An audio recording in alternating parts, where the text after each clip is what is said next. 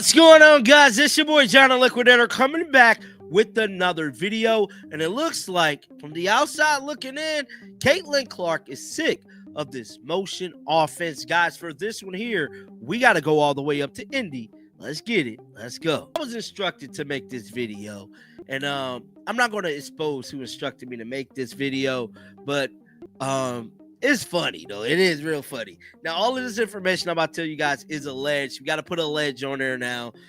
According to reports coming out of Indiana, tensions may be rising inside the Fever camp. Sources claim Caitlin Clark has grown increasingly frustrated with the team's motion offense, feeling it limits her natural game and playmaking ability.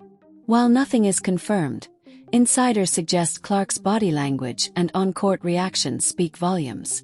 One person close to the situation even instructed Jonathan Liquidator to cover this story, hinting there's more drama brewing behind the scenes. Although everything remains alleged, it's clear something isn't sitting right in Indy. If this continues, major changes could be coming for the Fever, and Caitlin Clark might be at the center of it. Technicalities of it all. Now, we know Caitlin Clark and the Indiana Fever did pretty good last year. Well, Caitlin Clark, not so good. I just got to be honest. She got hurt, but the team itself as a whole made it to the semifinals. Damn near pulled it off, man. That is making it all the way to the WNBA finals. Now, one of the biggest storylines going into the season was this offense that Stephanie White was going to run. Now, I got catalogs of videos breaking this stuff down prior to the season even starting, letting y'all know how this was just spells disaster for Caitlin Clark 2025 season. I mean, I was one of the first whistleblowers. Back in February. Before the 2025 WNBA season even tipped off, many analysts, including Jonathan Liquidator, warned that Stephanie White's motion offense might not suit Caitlin Clark's game. Fast forward to now, and those predictions seem to be coming true. While the Indiana Fever had an impressive run last year, even reaching the semifinals, Clark's season was cut short due to injury, leaving fans wondering what could have been. Heading into this season, all eyes were on how she'd adjust to White's system, one built on constant movement, passing, and shared touches.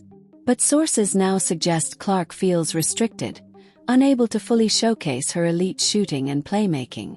Liquidator claims he called this months ago, labeling the motion offense a disaster waiting to happen. With tension reportedly brewing in Indiana, questions are being raised about whether this system is maximizing Clark's generational talent or slowly holding her back from reaching her full potential. March of last year, April last year, telling y'all this offense is not going to work.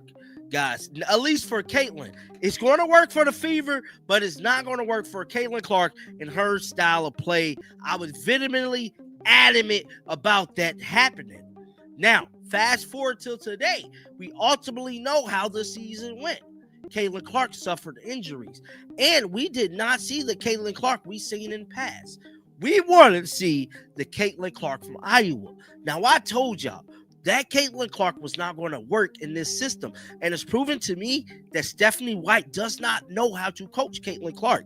And quiet as it kept, and I know a lot of people might get mad with what I'm about to say next, I believe we should have kept Christy Sides. Because I believe the second half of that season, Christy Sides understood.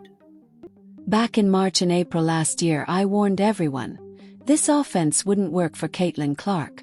It might suit the Fever, but not Caitlin's natural style of play. Fast forward to now, and it's clear I was right. Caitlin battled injuries and never looked like her Iowa self. Stephanie White simply doesn't know how to coach her. Honestly, Christy Sides should have stayed. By season's end, she actually understood how to bring out the best in Caitlin Clark. How to play Caitlin Clark. Christy Sides understood what type of player Caitlin Clark was and is. Hence why they went on a run that they did. Now, had we had Christy Sides this year, I believe the Indiana Fever don't have as many injuries. Because I've been telling y'all, some people going to be mad about this. I know y'all get mad when I say this. Stephanie White's style of offense caused a lot of these injuries, bro. Because she got a lot of offensive players playing this long, aggressive defensive style when these are not defensive players. Christy Sides understood exactly who Caitlin Clark was and how to use her. That's why the Fever went on that incredible run last season. If Christy had stayed, I truly believe the team wouldn't have dealt with so many injuries. Stephanie White's system just doesn't fit this roster. I've been saying it from day one. Her aggressive, defense-heavy style is forcing offensive players into roles they're not built for. These aren't lockdown defenders. They're scorers and playmakers. And when you push players beyond their strengths like that, injuries are bound to happen. That's exactly what we saw this season with the Fever. Like Kelsey Mitchell is not a defensive player. Now, granted, she stepped up a bunch on defense, but hence why her body shut down, bro. These are Stephanie White disasters causing these set problems to break down. People can say what you want, but I'm going to always speak my mind, and I'm going to tell it like it is. I ain't going to get on this microphone right here and BS you. I'm going to tell the truth, whether fans like it or fans dislike it. You know, but I feel like a lot of those injuries was contributed to the style of offense Stephanie White was calling and defense too. Now, with that being said, Kelsey Mitchell was never known for her defense. She improved, no doubt, but that's exactly why her body eventually broke down. These are the results of Stephanie White's disastrous system. I'm not here to sugarcoat anything.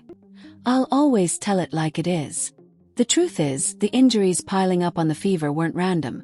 They were a direct result of White's demanding offensive and defensive schemes that didn't suit her players' natural strengths. There is a clip that keep coming back and back and back up. That is this clip from the Atlanta Dream game. Let's head on over to X real quick, man. Let me show y'all something. So this is the clip right here, right? Now, in this clip right here that I'm about to show you, it's definitely, it's Caitlin Clark visibly and pretty much agitated with Stephanie White. There's a clip that keeps resurfacing online from the Atlanta Dream game, and it says a lot without words. If you've seen it, you know what I'm talking about. In that moment, Caitlin Clark looks visibly frustrated, almost fed up with coach Stephanie White. You can feel the tension between them. This wasn't just a normal in-game disagreement. It was a clear sign of deeper issues brewing inside the Fever locker room, showing Caitlin's growing frustration with how she's being coached and used on the floor. Now, if you guys remember this game, it's one of the last time, matter of fact, is this the last time Caitlin Clark herself played the Atlanta Dream? Now, I believe the second half of this game, Caitlin Clark came out on fire. You can look it up because Caitlin Clark went off on Stephanie White in a tunnel. Now, there is a video that has not been released to the public. I've seen the video of this argument in the tunnel. Now, if you remember that Atlanta Dream game, it was one of the last times Caitlin Clark faced them and things got heated. In the second half, she came out blazing, clearly playing with emotion. Reports say Caitlin confronted Stephanie White in the tunnel after a tense exchange. There's even a video of that argument that hasn't been made public yet, but I've seen it, and trust me, it's real. That moment perfectly captured the breaking point between Caitlin Clark and her coach, exposing the cracks in their relationship. Do I want to say how bad this video looks for Caitlin? It looked bad. She's really snapping at Stephanie White in this tunnel after this set scene. Now, I hope that video don't ever come to light. I really don't, but I have seen it, and it does exist. Now, that is not allegedly. Those are facts. Cold, hard facts. That is a video that was right after this in that damn tunnel where Caitlin Clark erupted. Erupted on Stephanie White. So bad, it would have made national news. Now, I seen that video months ago. Never talked about it until today. Now, I'm about to play this clip. Now, this right here indicates to me Caitlin Clark's sick of that offense. Right there. Look, wind it back. Look. See that? Y'all see Caitlin throwing her hands up? Do I even need to say how bad this video looks for Caitlin Clark? Looks really bad. She completely snapped at Stephanie White in that tunnel right after the Atlanta Dream game. I'm telling you, this wasn't some mild disagreement. It was a full-blown eruption. I've seen the video myself. It's real, not rumor, not alleged. Cold, hard facts. The confrontation was so intense that if that clip ever went public, it would have made national headlines across every sports network in America. Caitlyn was furious, letting Stephanie have it right there in the tunnel. I first saw that video months ago, but I never spoke on it. Not until now. And honestly, after rewatching this clip we're about to look at, it all makes sense. You can clearly see Caitlyn's frustration building up on the court.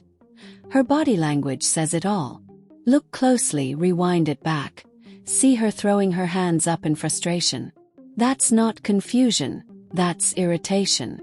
To me, that's a player who's completely fed up with the system, with the same old offense that doesn't fit her. That video proved what I've been saying all along.